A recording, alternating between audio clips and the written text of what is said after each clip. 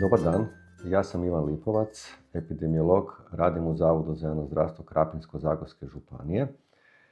Tema današnjeg našeg podcasta je vitamin D, a vezano za tu temu naša gošća današnja je doktorica Martina Matovinović, specijalista dijabetolog i endokrinolog koja radi u ambulanti za bolesti i metabolizmu na Kliničkom bolničkom centru Zagreb. Dobar dan. Dobar dan, hvala na pozivu. Hvala vam kad ste došli. Evo za početak vezano za vitamin D.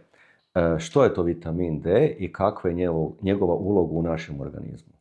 Vitamin D je zapravo hormon.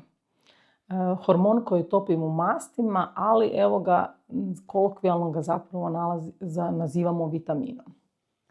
On ima mnogobrojne učinke u našem tijelu. Ono gdje ga mi najviše povezujemo je zaštita na kosti.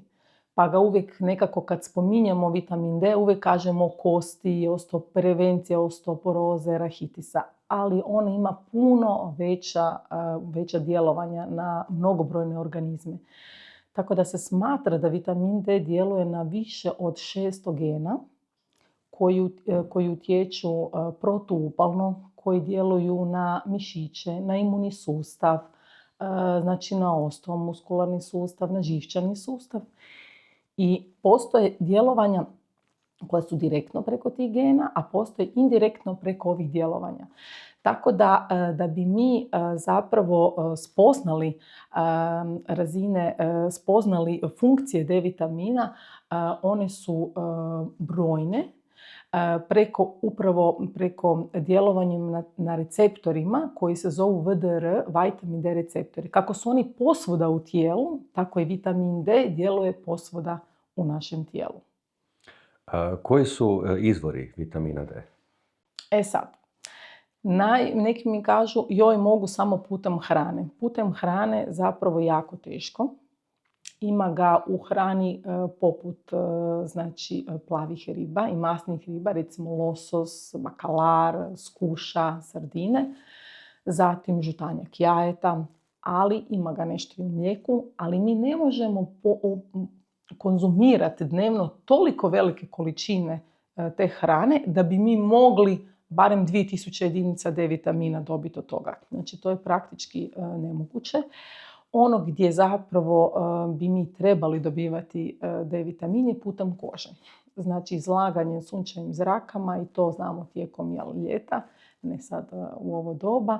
Znači UVB zrake u koži se nalazi 7-dehidrokalciferol koji onda iz njega se zapravo je prekursor D vitamina stvara, koji onda može ići u jetru gdje se radi 25 hidroksilacija i zatim ide 1 alfa hidroksilacija u bubrezima gdje stvara se aktivni oblik D vitamina.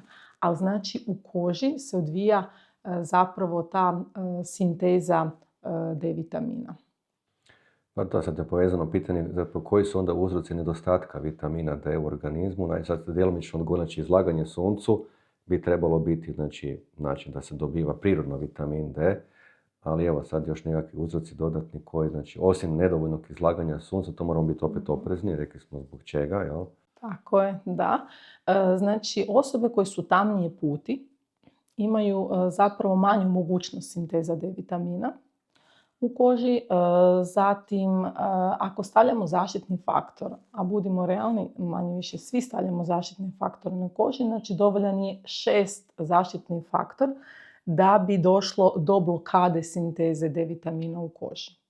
Tako da možemo zapravo reći da je mali utjecaj našem izlaganju suncu u današnje doba kad stavljamo zaštitne kreme D vitamina, što znači da bi zapravo trebali paralelno uzimati D vitamin, a ne oslanjati se na to, jer je mala vjerojatnost da ćemo postići adekvatnu sintezu D vitamina u koži.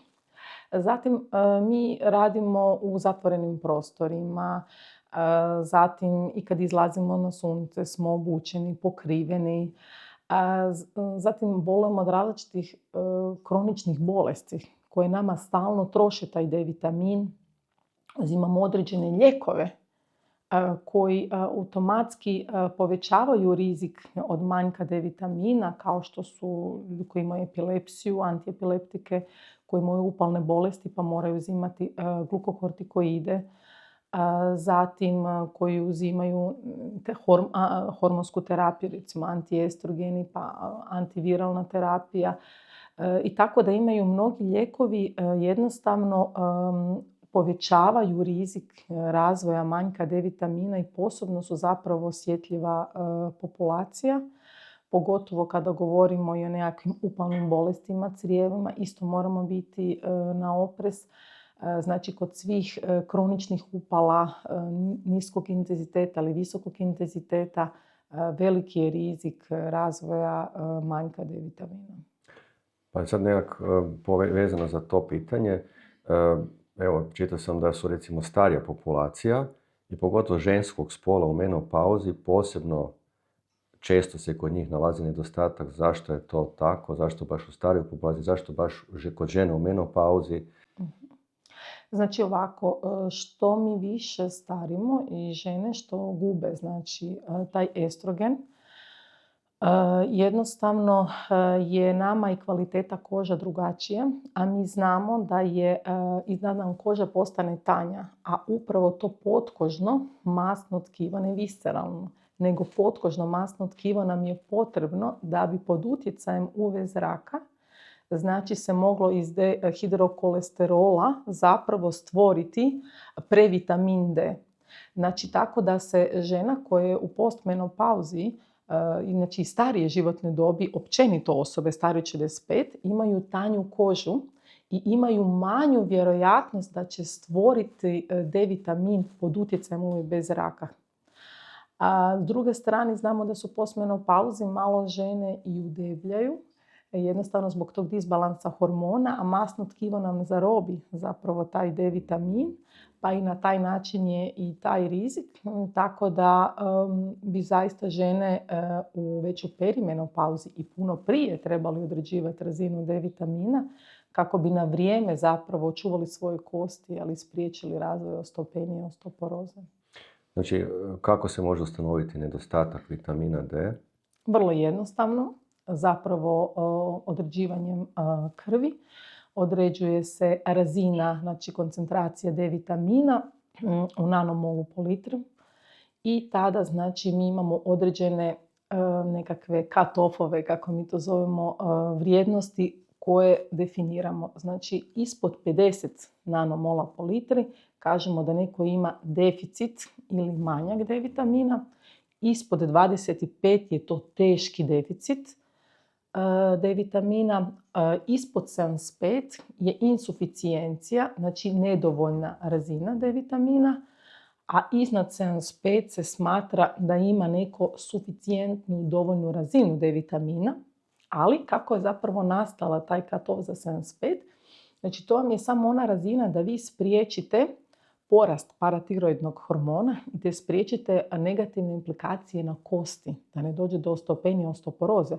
Ali ako govorimo što smo rekli o D vitaminu, odnosno hormon koji je puno više od toga i djeluje na naš imunološki, živčani, kardiovaskularni sustav, tada bi optimalne razine D vitamina trebale biti minimalno između 100 i 125 nanomola po litri. Znači to je nešto, jedna vrijednost koju bi mi trebali težiti prilikom suplementacije kako bi mogli prevenirati bolesti, ali da je dajemo u stanjima koji mogu poboljšati ishod neke kronične bolesti. Da, sad, znači, vezano za to, znači, sad, koje su moguće komplikacije nedostatka vitamina D u ljudskom? Sad ste djelomično odgovorili, evo sad ako ima još nešto. Još samo bih rekla, kad govorimo o tom D vitaminu, znači, najčešće, kažem, medicinska struka, a i opća populacija prvo pomisli na kosti, jel tako? To je nešto što nam je duboko usađeno, što je dobro, ali trebamo razviti mit da je samo za kosti, nego on je za puno više. Znači, povezano je sa manjkom D vitamina, znači u djece radit će se rahitis, u starije dobe osteopenija, znači osteoporoza, znači povećavamo rizik za ta stanja. Zatim, znači, te osobe su sklonije respiratornim infekcijama. Pokazalo je da ako imate manjak razine D vitamina, imate manju sposobnost borbe protiv infekcije. Odnosno da one osobe koje su imale više razine D vitamina su se brže oporavljale. Zatim, također za mišiće. Znači, za adekvatnu funkciju mišića, jer opet oni receptori VDR, vitamin D receptor, nalazi se itekako na našim mišićnim stanicama i da bi mi mogli uz adekvatnu vježbu postići određenu mišićnu masu, mi također trebamo imati adekvatnu količinu vitamina D. Rekli smo za imunološki sustav i različite su studije zapravo retrospektivne pokazale da osobe koje su imale bolje razine D vitamina, da su imali manji rizik od različitih bolesti, pa tako i za nekakve onkološke bolesti, za razvoj tumora. Znači da su imali manji rizik za karcinom debelog crijeva, za karcinom dojke i karcinom prostate.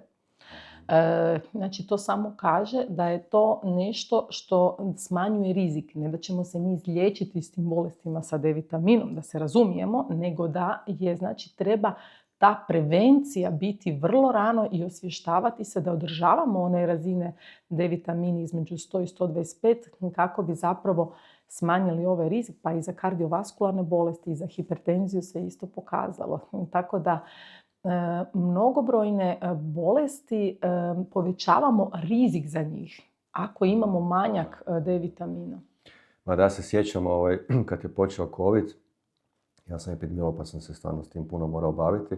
U početku kad je bilo ničega, niti naravno cjepiva nije bilo, uvijek su govorili uzimajte što više vitamina D. To me zapravo podsjetilo kad ste rekli, znači, da između ostalog pomaže u sprječavanju nastanka bolesti virusnih ili bakterijskih upala, između ostalog dišnog sustava. Znači to vrijedi, znači, sad i za gripu, recimo, znači, svake godine. Za sve zapravo, da, pokazalo se da, znači, zato što vam direktno djeluje na imunološki sustav, na limfocite T i B i vi zapravo aktivirate tada vaš imunološki sustav da može brže prepoznat, znači, štetni agens i da može bolje i brže odgovoriti, a s druge strane vam djeluje na ekspresiju gena, na protuupalnih gena, tako da ta upala ne bude i prejaka. Mi znamo jako dobro, da u covidu, da zapravo ta citokinska oluja je zapravo na kraju ubila čovjeka, ne sam virus. Tako da ima jako dobro tu imunomodulatorni učinak. Naravno, nije samo vitamin D, mnoge brojne su stvari bitne, ali da je ona jedna važna karika svakako je. Sad, može li se samo promjenom prehrane nadoknaditi vitamin D? Mislim, rekli ste sami da teško, jer nije dovoljno samo sa prehranom, bilo što da uzimamo ribu, ne znam, jaja, žumanjke jajeta i slično, nego da treba ipak nešto drugo dodatno, jel? Da, teško je samo prehranom. Ono što su iznimke, što mogu vidjeti u svojoj praksi kad sam održivala D vitamine, da ljudi koji uzimaju ulje jetre bakalara mogu zapravo lijepo postići razinu D vitamina. Nije ona često više od 75 nanomola po litru, ali je blizu te vrijednosti. A znamo da malo ljudi baš konzumira svakodnevno losos, bakalar, skuša, sardina, znači jaja, žutanjke, tako da jako teško je samo putem prehrane postići, tako da uvijek se trebaju imati na umu, pogotovo tijekom zimskih mjeseci, da bi morali suplementirati D vitamin. Da, sad postoje nekakve smjernice vezano za vitamin D, koliko uzimati dnevne doze, da li ima nekakvih, recimo, evo sad konkretno pitanje. Zimsko doba, evo, starija životna dob, nekakve kronične bolesti, pretilo smo rekli isto, znači postoje neke varijacije u tim dozama. I sad, da li se mora uzimati na dnevnoj bazi ili se može svakih tjedan dana, koje su to količine, koncentracije, odnosno broj tableta, evo, da bude lakše, vitamina D koji se onda mora uzimati da bi se smanjio nedostatak ili da bi se nadoknadio nedostatak vitamina D. Uh-huh. Pa znači uvijek je dobro odrediti razinu D vitamina iz dva razloga. Zato da vidimo točno kolika je koncentracija tog D vitamina. Rekli smo da li smo u deficitu ili smo u insuficijenciji, znači ili smo u teškom deficitu. Znači prvo bi trebali vidjeti naš početni start, s čim mi zapravo krećemo.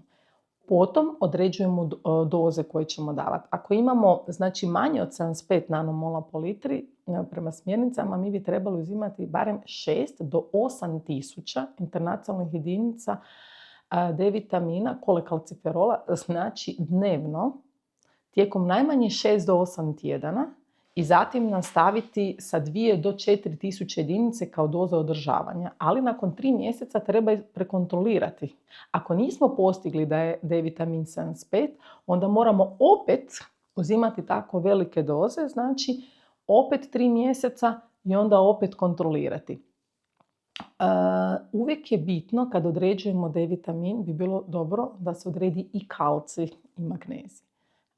Jako je bitno, jer ako neko ima vitamin D, a nema kalcija, onda onda neće imati od kuda resorbirati, odnosno taj kalcij ne može se iskoristiti vitamin D jer on služi za apsorpciju kalcija.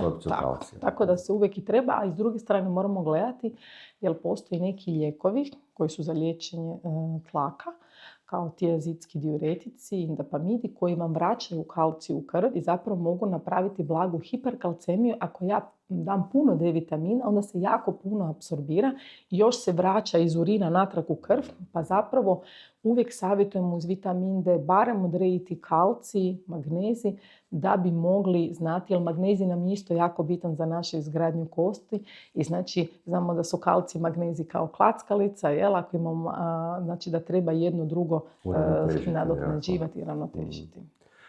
Vitamin D ide na recept liječnički. Tako je, u Hrvatskoj evo ga ide na recept, znači treba ga, mogu ga pripisati, mislim, svi liječnici, sve struke, da nema, da je posebno samo za određenog specijalistu i imamo ga u različitim oblicima, tako da na dnevnoj bazi, ono što se daje tjedno, mjesečno.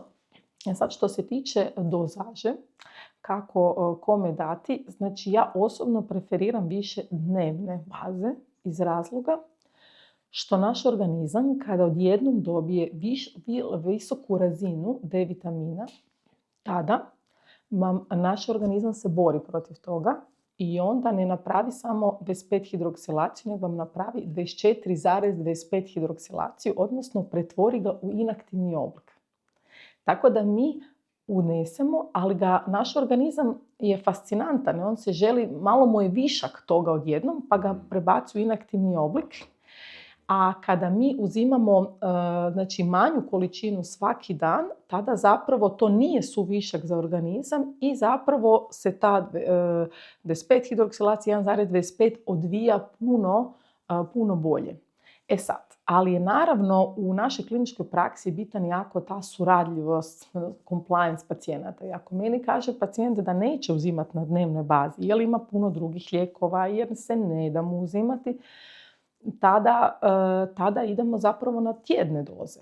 Onda damo ipak veću količinu, barem jednom tjedno, da dobije, iako ja kažem da zapravo je manja tada učinkovito što se tiče tog balansa aktivnog i inaktivnog, ali da i preporučam koji puta veće doze iz razlikom ako su jaki teški deficiti, jel? Da onda te velike doze idu u početku dok se ne postigne barem 75 nanomola po litra, pa se onda dalje dogovaramo koja će biti dnevna ili opet nastavak tjedna ili mjesečna, jel?